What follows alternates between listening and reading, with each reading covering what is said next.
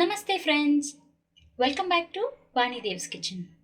ಇವತ್ತಿನ ರೆಸಿಪಿ ಬಂದು ಪಾಲಕ್ ದಾಲ್ ಮಾಡ್ತಾ ಇದ್ದೀವಿ. ಇದು ನಾವು ಚಪಾತಿಗೆ, ರೈಸ್ಗೆ, ರೊಟ್ಟಿಗೆ ಎಲ್ಲದಕ್ಕೂ ಸರ್ವ್ ಮಾಡ್ಬೋದು. ತುಂಬಾ ಟೇಸ್ಟಿಯಾಗಿರುತ್ತೆ. ಇದನ್ನು ಹೇಗೆ ಮಾಡೋಣ ಅಂತ ಇಂಗ್ರೀಡಿಯೆಂಟ್ಸ್ನ ಚೆಕ್ ಮಾಡ್ಕೊಳ್ಳೋಣ ಬನ್ನಿ. ಇಲ್ಲಿ ಹಸಿಮೆಣಸಿನಕಾಯಿ, ಧನಿಯಾ, ಅರಿಶಿಣದ ಪುಡಿ, ರುಚಿಗೆ ತಕ್ಕಷ್ಟು ಉಪ್ಪು, ಮೆಂತ್ಯ ಕಾಳು, ಜೀರಿಗೆ, ಸಾಸಿವೆ. ಒಗ್ಗರಣೆಗೆ ಈರುಳ್ಳಿ, ಟೊಮ್ಯಾಟೊ, ಸ್ವಲ್ಪ ಕೊತ್ತಂಬರಿ ಸೊಪ್ಪು, ಒಂದು 3 ರಿಂದ 4 ಟೇಬಲ್ ಸ್ಪೂನ್ ಅಷ್ಟು ಎಣ್ಣೆ, ಜಜ್ಜಿಟ್ಕೊಂಡಿರುವಂತ ಬೆಳ್ಳುಳ್ಳಿ, ಹುಣಸೆ ಹಣ್ಣು, ಮತ್ತೆ ಈ ಬೆಳ್ಳುಳ್ಳಿನ ನಾವು ಬೇಯಿಸ್ಲಿಕ್ಕೆ ಹಾಕ್ತೀವಿ, ಕರಿಬೇವಿನ ಸೊಪ್ಪು. ಇಲ್ಲಿ ಪಾಲಕ್ ಸೊಪ್ಪನ್ನ ನಾನು 2 ರಿಂದ 3 ಸಾರಿ ನೀಟಾಗಿ ನೀರಲ್ಲಿ ತೊಳ್ಕೊಂಡು ಹೆಚ್ಕೊಂಡು ಇಟ್ಕೊಂಡಿದ್ದೀನಿ. ಹಾಗೂ ಇಲ್ಲಿ ತೊಗರಿ ಬೇಳೆನ ಒಂದು ಮೀಡಿಯಂ ಸೈಜ್ ಕಪ್ ಅಷ್ಟು ತೊಗರಿ ಬೇಳೆನ 2 ರಿಂದ 3 ಸಾರಿ ತೊಳ್ಕೊಂಡು ಇದನ್ನ ನೆನೆಸಿ ಒಂದು 10 ನಿಮಿಷ ಕಾಲ ಇಟ್ಕೊಂಡಿದ್ದೀನಿ. ಈಗ ಮಾಡೋದು ಹೇಗೆ ಅಂತ ಚೆಕ್ ಮಾಡ್ಕೊಂಡು ಬನ್ನಿ.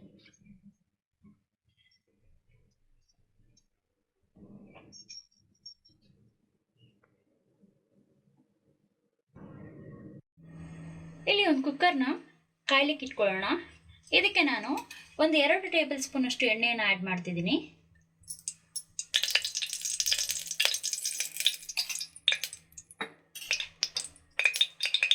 ಎಣ್ಣೆ ಕಾದ್ಮೇಲೆ ಇದಕ್ಕೆ ನಾವು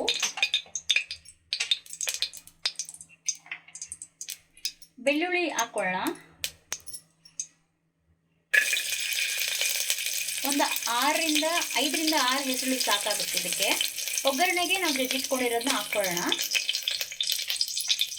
ಸಣ್ಣದಾಗಿ ಹೆಚ್ಕೊಂಡಿರುವಂತಹ ಈರುಳ್ಳಿಯನ್ನು ಹಾಕ್ತಾ ಇದ್ದೀನಿ. 2 ಮೀಡಿಯಂ ಸೈಜ್ ಈರುಳ್ಳಿಯನ್ನು ನಾನು ತಗೊಂಡಿದ್ದೀನಿ ಇಲ್ಲಿ.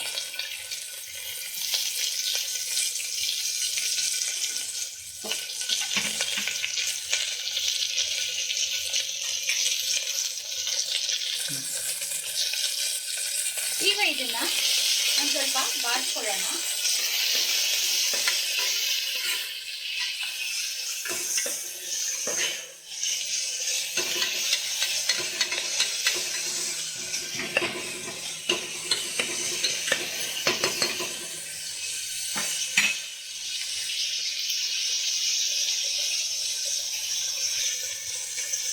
ಈಗ ಇದು ಚೆನ್ನಾಗಿ ಬಾಡಿದೆ. ಇದಕ್ಕೆ ನಾವು ಒಂದು 1/4 ಟೇಬಲ್ ಸ್ಪೂನ್ ಅಷ್ಟು ಮೆಂತ್ಯ ಕಾಳನ್ನ ಆ್ಯಡ್ ಮಾಡ್ಕೊಳ್ಳೋಣ. ಈಗ ಸ್ವಲ್ಪ ಉಳಿಸ್ಕೊಂಡಿದ್ದೀನಿ, ಇದು ಒಗ್ಗರಣೆಗೆ ಹಾಕೊಳ್ಳೋಣ.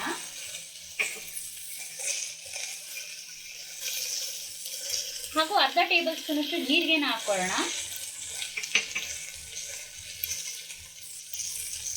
1/4 ಟೇಬಲ್ ಸ್ಪೂನ್ ಅಷ್ಟು ಧನಿಯಾ ಕಾಳನ್ನ ಆ್ಯಡ್ ಮಾಡ್ತಿದ್ದೀನಿ.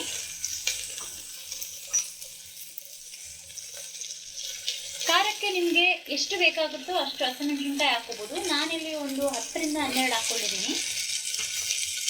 ಇದನ್ನೆಲ್ಲ ಚೆನ್ನಾಗಿ ಒಂದು 1 ನಿಮಿಷದ ಕಾಲ ಚೆನ್ನಾಗಿ ಸ್ವಲ್ಪ ಬಾಡಿಸ್ಕೊಳ್ಬೇಕು. ನೀವು ನೋಡ್ತಾ ಇರ್ಬೋದು, ಈಗ ಇದು ಚೆನ್ನಾಗಿ ಬಾಡಿದೆ. ಇದಕ್ಕೆ ನಾವು ಸ್ವಲ್ಪ ಹುಣಸೆ ಹಣ್ಣು, ಮೀಡಿಯಂ ಸೈಜ್ ಒಂದು 3 ಟೊಮ್ಯಾಟೋವನ್ನು ತಗೊಂಡಿದ್ದೀನಿ, ಅದನ್ನ ಇದಕ್ಕೆ ಹಾಕೊಳ್ಳೋಣ.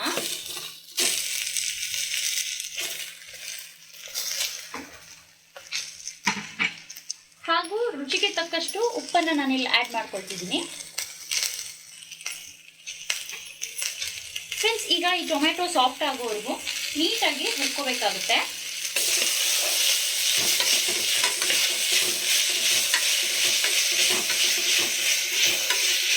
ಎಣ್ಣೆ ಕಡಿಮೆ ಬಳಸಿರೋದ್ರಿಂದ ಅಡಿ ಸಿಯೋ ಸಾಧ್ಯತೆ ಇರುತ್ತೆ. ಆದಷ್ಟು ನೋಡಿಕೊಂಡು ಲೋ ಫ್ಲೇಮಲ್ಲೇ ಇದನ್ನ ಹುರ್ಕೊಳ್ಳಿ.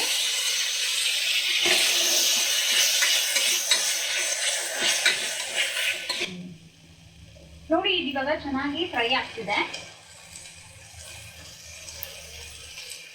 ಇದೊಂದು 2 ಮಿನಿಟ್ಸ್ ಫ್ರೈ ಮಾಡ್ಕೊಂಡ್ರೆ ಸಾಕಾಗುತ್ತೆ.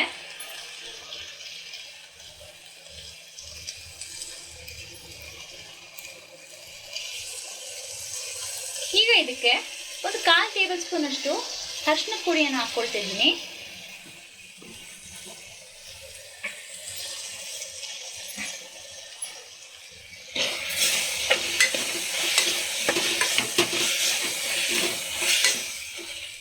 ಫ್ರೆಂಡ್ಸ್, ಈ ಪಾಲಕ್ ದಾಲ್ ಅಂತೂ ತುಂಬಾ ಟೇಸ್ಟಿಯಾಗಿರುತ್ತೆ. ಅದು ಈ ವೆದರಲ್ಲಿ ಈ ಪಾಲಕ್ ದಾಲ್ ಮಾಡಿಕೊಂಡ್ರೆ ಅಂತೂ ತುಂಬಾ ಚೆನ್ನಾಗಿರುತ್ತೆ. ಪ್ಲಸ್ ಎಲ್ಲ ಇದ್ರ ಜೊತೆಗೂ ಸರ್ವ್ ಮಾಡ್ಬೋದು. ಚಪಾತಿ, ಮುದ್ದೆ ಅಥವಾ ನೀವು ರೊಟ್ಟಿ ಮಾಡ್ಕೊಳ್ತೀರಾ ಅಂತಲೂ ಸರ್ವ್ ಮಾಡ್ಬೋದು. ತುಂಬಾ ಟೇಸ್ಟಿಯಾಗಿರುತ್ತೆ.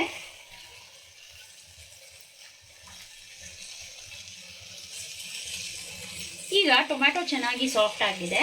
ತೊಳೆದಿಟ್ಕೊಂಡಿರುವಂಥ ಬೇಳೆನ ಮತ್ತು ಸೊಪ್ಪನ್ನು ಅದಕ್ಕೆ ಆ್ಯಡ್ ಮಾಡ್ಕೊಳ್ಳೋಣ. ಮೊದಲಿಗೆ ನಾನಿಲ್ಲಿ ಸೊಪ್ಪನ್ನು ಆ್ಯಡ್ ಮಾಡ್ತಿದ್ದೀನಿ.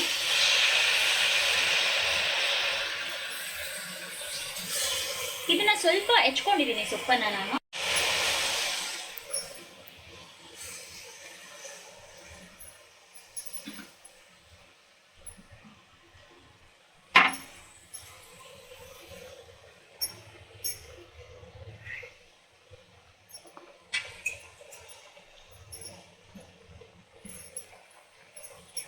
ಸೊಪ್ಪು ಸ್ವಲ್ಪ ನೀಟಾಗಿ ಸ್ವಲ್ಪ ಫ್ರೈ ಆಗಬೇಕು ಅದೇ ತರಕಾರಿ ಜೊತೆ.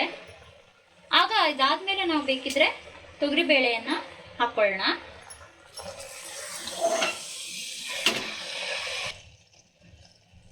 ನೀವಿಲ್ಲಿ ನೋಡ್ತಾ ಇರ್ಬೋದು, ನಾವು ಹಾಕಿರೋ ತರಕಾರಿ ಜೊತೆ ಸೊಪ್ಪು ನೀಟಾಗಿ ಬೆಂದು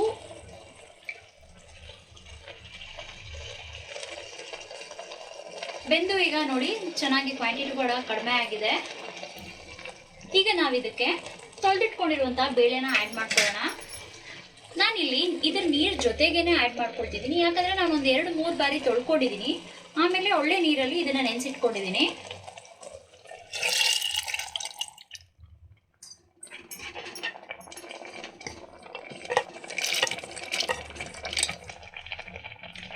ಇದಂತೂ ತುಂಬ ಸಿಂಪಲ್ ಆಗಿ ಬೇಗನೆ ಆಗುತ್ತೆ.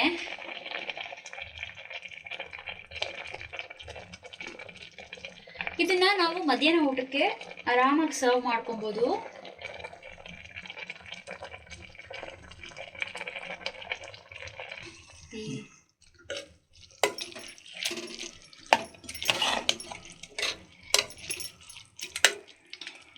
ಫ್ರೆಂಡ್ಸ್, ಈಗ ನೀವು ನೋಡ್ತಾ ಇದ್ದೀರಲ್ಲ, ಬೇಳೆ, ಸೊಪ್ಪು, ತರಕಾರಿ ಎಲ್ಲ ನೀಟಾಗಿ ಕುದೀತಾ ಇದೆ.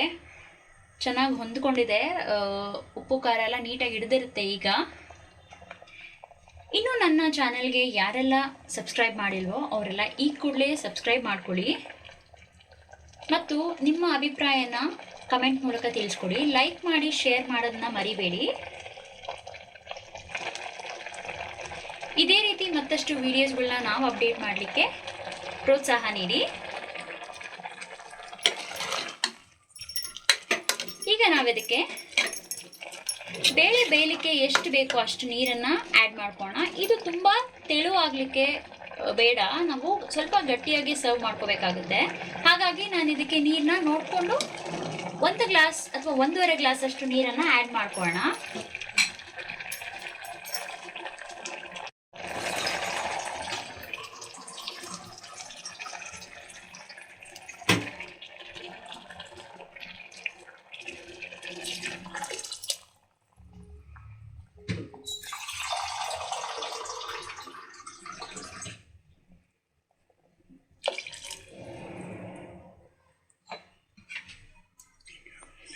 ನೋಡಿ, ಇಷ್ಟು ನೀರು ಸಾಕಾಗಿದೆ. ಈಗ ಒಂದ್ಸಾರಿ ನೀಟಾಗಿ ಕಲಿಸ್ಬಿಟ್ಟು ಲಿಡ್ಡನ್ನು ಕ್ಲೋಸ್ ಮಾಡಿಕೊಂಡು ಒಂದು 3ರಿಂದ 4 ವಿಸಲ್ ಇದನ್ನು ತೆಗಿಬೇಕಾಗುತ್ತೆ. ನಾನೀಗ ಲಿಡ್ ಕ್ಲೋಸ್ ಮಾಡಿಕೊಂಡು 4 to 5 ವಿಸಲ್ಸ್ನ ತಗೊಳ್ಳೋಣ. ಈಗ ಇದು ಪ್ರೆಷರ್ ಹೋಗಿದೆ.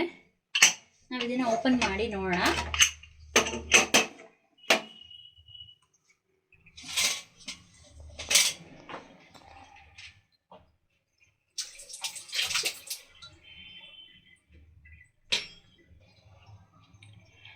ಇಲ್ಲಿ ನನಗೆ ನೀರು ಎಷ್ಟು ಬೇಕೋ ಅಷ್ಟು ಹಾಕ್ಕೊಂಡಿದ್ನಲ್ವಾ, ಸೊ ಇಲ್ಲಿ ಸ್ವಲ್ಪ ನೀರನ್ನು ನಾವು ತೆಗೆದು ಸೈಡಲ್ಲಿ ಇಟ್ಕೊಳ್ಳೋಣ. ಬೇಕಿದ್ರೆ ನಾವು ಮಸ್ತ್ ಆದಮೇಲೆ ನಮಗೆ ಪ್ರಪೋರ್ಷನ್ ನೋಡಿಕೊಂಡು ನಾವು ಆ್ಯಡ್ ಮಾಡ್ಕೋಬೋದು.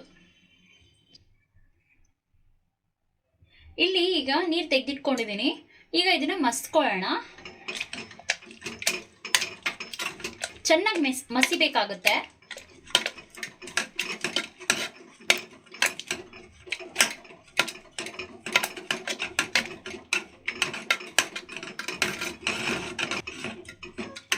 ನೋಡಿ ಇಲ್ಲಿ ಈ ತರ ಮಸಿಯೋದ್ರಿಂದ ನಾವು ಹಾಕೊಂಡಿರುವಂಥ ಹಸಿಮೆಣಸಿನ್ಕಾಯಿ, ಟೊಮ್ಯಾಟೊ, ಬೆಳ್ಳುಳ್ಳಿ ಎಲ್ಲ ಸಹ ನೀಟಾಗಿ ಸ್ಮ್ಯಾಶ್ ಆಗಿ ಹೋಗುತ್ತೆ.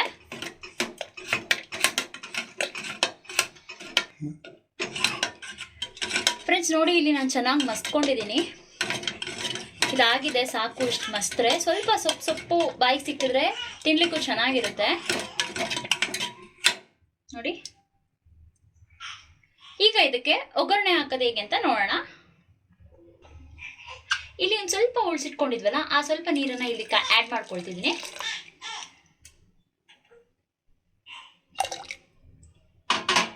ಆ್ಯಡ್ ಮಾಡಿಕೊಂಡು ಒಂದು 2 ನಿಮಿಷ ಈ ಮಸ್ತಿರುವಂತಹ ಬೇಳೆಯನ್ನ ನಾವು ಕುದಿಸ್ಕೊಳ್ಳೋಣ.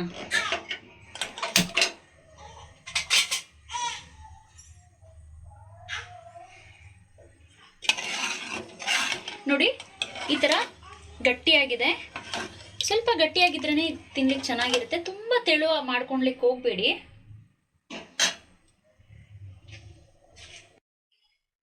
ನೋಡಿ, ಇದನ್ನ ಒಂದ್ 2 ನಿಮಿಷದ ಅಷ್ಟು ಚೆನ್ನಾಗಿ ಕುದಿಸ್ಕೊಂಡಿದೀನಿ.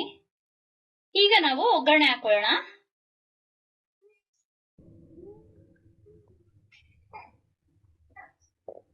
ಇಟ್ಕೊಂಡು ಅದಕ್ಕೆ ಎಣ್ಣೆನ ಹಾಕೊಂಡಿದೀನಿ. ಒಗ್ಗರಣೆಗೆ ಎಷ್ಟು ಬೇಕೋ ಅಷ್ಟು. ನಾನಲ್ಲಿ 1 ಸ್ಪೂನ್ ಅಷ್ಟು ಎಣ್ಣೆ ಹಾಕೊಂಡಿದೀನಿ ಅಷ್ಟೇ. ಈಗ ಇದಕ್ಕೆ ನಾವು ಜಜ್ಜಿಟ್ಕೊಂಡಿರುವಂತ ಬೆಳ್ಳುಳ್ಳಿಯನ್ನ ಹಾಕೊಳ್ಳೋಣ.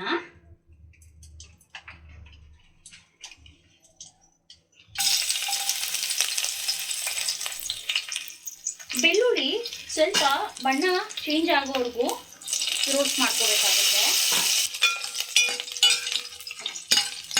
ಇದಕ್ಕೆ ಫಸ್ಟೇ ಸಾಸಿವೆ ಎಲ್ಲ ಹಾಕೊಂಡ್ಲಿಕ್ಕೆ ಹೋಗ್ಬೇಡಿ.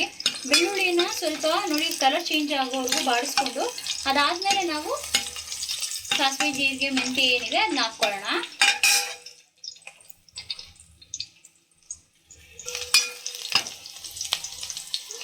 ಈ ಬೆಳ್ಳುಳ್ಳಿ ಫ್ರೈ ಆಗೋ ಘಮ ಬರುತ್ತಲ್ಲ, ಅಲ್ಲಿವರೆಗೂ ಚೆನ್ನಾಗಿ ಸ್ವಲ್ಪ ಬಾಡಿಸ್ಕೊಳ್ಳೋಣ.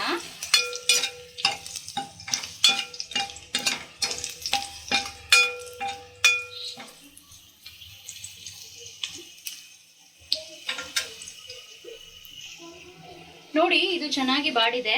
ಇದಕ್ಕೆ ನಾವೀಗ ಸ್ವಲ್ಪ ಸಾಸಿವೆ, ಸ್ವಲ್ಪ 1/4 ಟೀ ಸ್ಪೂನ್ ಅಷ್ಟು ಜೀರಿಗೆ, ಹಾಗೂ ಉಳಿಸಿಟ್ಕೊಂಡಿದ್ವಲ್ಲ ಸ್ವಲ್ಪ ಮೆಂತೆ. ಇದು ಆಪ್ಷನಲ್, ನಿಮಗೆ ಬೇಕಿದ್ರೆ ಹಾಕೊಳ್ಳಿ. ಮೆಣಸಿನಕಾಯಿ ನಾನು 1 ಬ್ಯಾಡಗೆ ಮೆಣಸಿನಕಾಯಿನ ತಗೊಂಡಿದ್ದೀನಿ.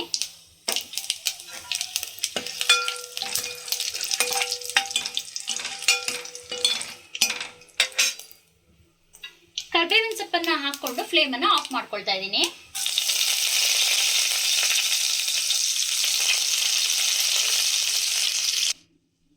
ಈಗ ಈ ಒಗ್ಗರಣೆಗೆ ನಾವು ಮಾಡ್ಕೊಂಡಿದ್ದಂತಹ ಪಾಲಕ್ ದಾಲ್ ಏನಿದೆ ಅದನ್ನ ಸೇರಿಸ್ಕೊಳ್ಳೋಣ.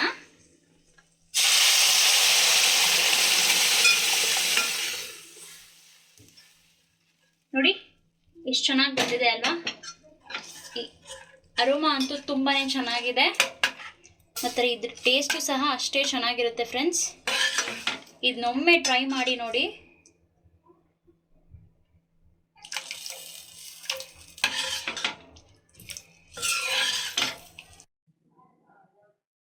Thank you for watching this video. Keep watching.